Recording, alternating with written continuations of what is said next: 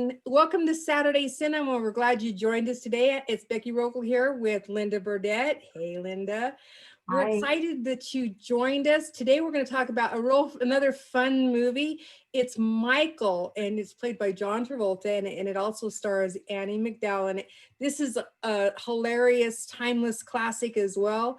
And I know, Linda, you were saying something about, you were talking about watching it recently. So why don't we start off with you this morning? Yeah, one week we were talking about a different Andy McDowell movie, and I started trying to figure out what was the first movie I saw her in. I really think I loved everything she's done. And I believe it was Michael. This is an older movie. What is it, 96, I think it came Yeah, I out? think so, uh-huh. Hard to believe it's that old. If you haven't seen it, there's going to be a lot of spoilers. Becky, I know you've seen it. I watched it yesterday. I was able to pick it up on HBO Max. So I'm kind of fresh on the whole thing. So, kind of an overview. It starts out with a couple of reporters for a magazine like The Inquirer, and they're always looking for sensational news. Mm-hmm. And the two reporters, they're a team, and they've been working together for a while. And they're in trouble because one of them was told to go out and get the biggest, most beautiful Christmas tree to put in front of their building in Chicago, in the skyscraper where they are. And he found the biggest tree he could find, but they couldn't get it on the truck. So he cut the top off, figuring they'd ship it in two pieces, and then they'd just put the top back on. And of course, it did not work that way at all. So they're on the brink of being fired again. And the reason the boss, who's really a hardline boss, has kept them is because of the little dog Sparky, and he's in love with this dog, and the dog belongs to one of the reporters. So he gives them a chance. They hear about an angel in Iowa who has been living with the woman for 6 months, and she sends a picture of this man with wings. So the boss gets all excited and sends him out, and he sends him with the woman, Andy McDowell, who he tells the reporters is an angel expert, which obviously when he says that, she's surprised, and she's oh, does that mean I got the job? And he says, yes, you're hired, you go with them. Well, the two reporters aren't real happy to have a third leg on the road, and they take the old car and the dog and head out to Iowa. And when they get there, it's an old, kind of like a motel with individual units. It's called the Milk Bottle Motel. And the elderly woman who I recognized as Edith from All in the Family, that was a surprise, answers the door and lets him in, and tells him, welcome. She didn't want to let him in. She fell in love with the dog, and Sparky could come in. So they followed Sparky in, and she tells them that Michael has been living with her for about 6 months. And Andy McDowell says, do you see him now? Is he in the room with us? And she looks at him and says, do you see him? And she says, well, I don't know what it's like when the angel's in the room. And she looks at her and says, when the angel's in the room, you see the angel. And she screams, Michael, come downstairs. And he's obviously sharing her bedroom because she's telling him where to find things in the room. And he comes down in his underwear with his wings dragging behind him, smoking a cigarette. And everybody comments how good the room smells, how great the room smells.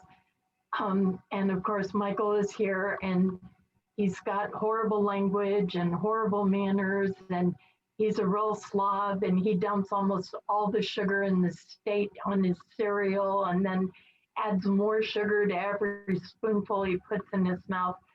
And as the owner, the woman, Edith, is making breakfast, she dies. So they go to the funeral, and Michael agrees to come to Chicago with them, but he won't get in a plane. He will only drive, and he makes them agree to certain little things. The head reporter has to agree to apologize when Michael tells him to apologize. And Andy has to agree to sing when he tells her to sing. So they head off across country, and at one point, one of the guys says, "You are not my idea of an angel." And Michael tells him, "I'm not a saint, I'm an angel." Mm-hmm. There's one memorable scene where there's a bull out in the pasture, and Michael screams, "Battle," and throws off his coat and goes out, and he rushes the bull and headbutts him, and they both fall down, get knocked out. Michael's all grins, and he says, "Over 6,000 battles, and I've never been damaged or hurt." And he announces that he fought he called him Beelzebub. What's that? I'm saying, that's it, yeah. And he says, "Oh, I fought him, and I fought all these angels, and I love to do battle." And one thing that goes on through the whole movie, and there's lots of fun stuff, it's definitely a comedy. Michael is beautiful to all the women and very frisky, and he's getting into all kinds of, they land in jail, all kinds of trouble. But throughout the entire movie, Michael stays present in the moment. And he knows this is his last time on Earth. He's come with one last mission. He says that angels get 26 trips to Earth, and that's it. And this is his last one. And he keeps saying, "I'm going to miss everything so much."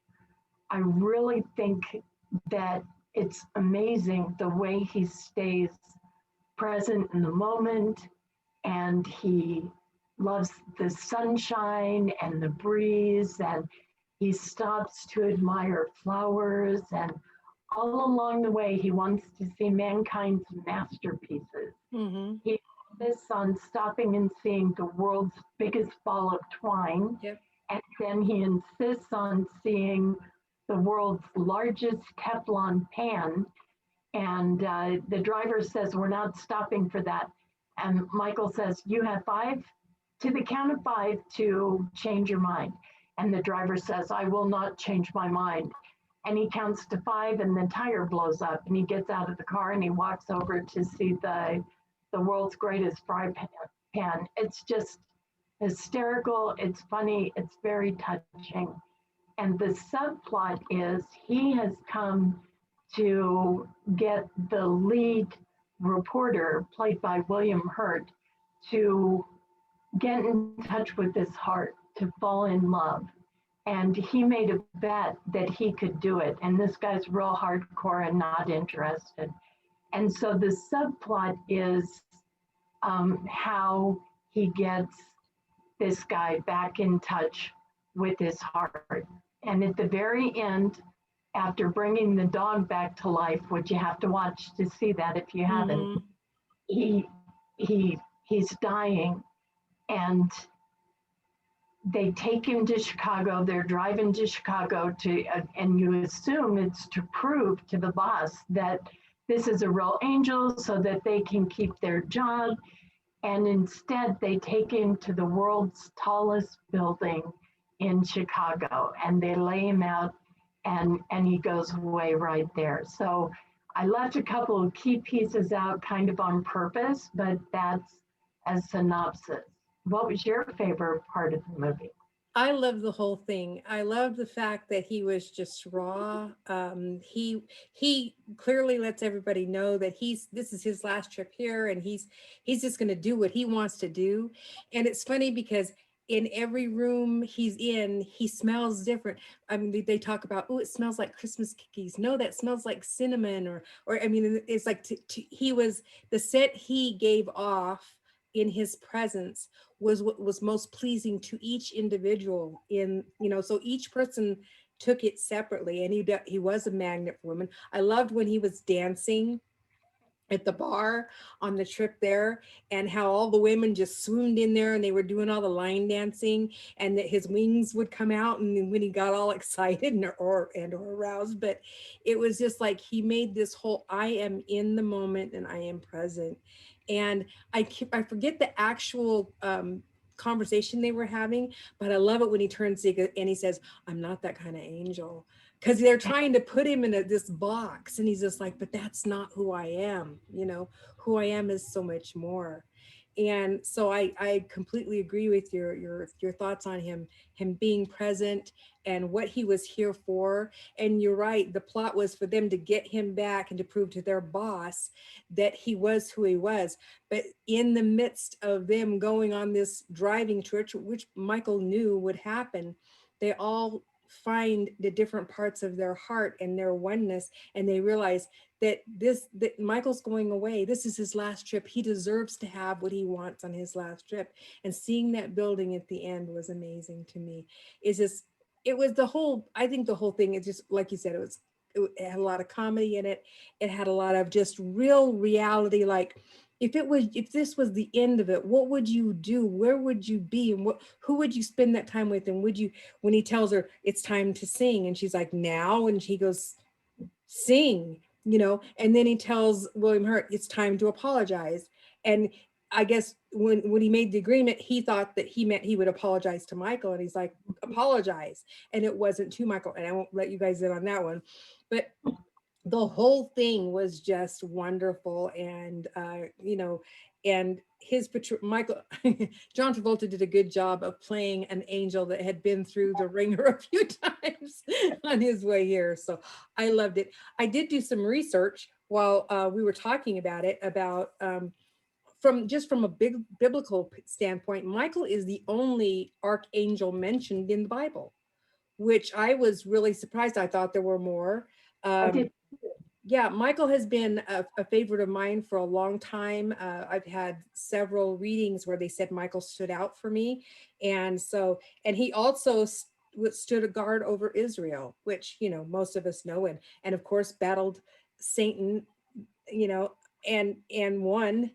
I think he utters a whole 4 words in the whole Bible, they said.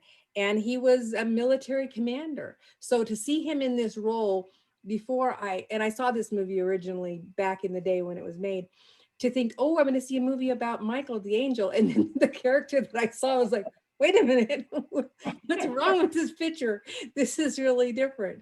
But it's fun, it's fantastic, it's in the moment, and it's about being real and being here and being present and having that awareness. I just absolutely loved it. So did you have more on the metaphysical part of it?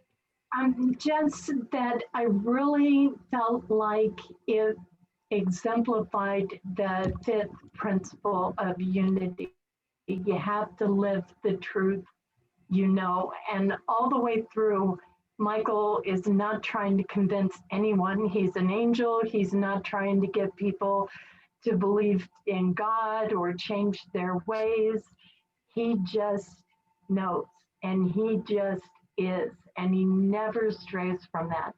And, the first time I watched it, I may not even have heard of the unity principles, but watching it this time, this guy's not perfect. He's got all kinds of flaws, but he's true to himself and he's true to his truth. He never wavers, ever. He never does. And just watching it this last time, I was really touched by how deeply he lived truth as he knew it. And it's a good story. It's a lot of fun. It's got a great cast.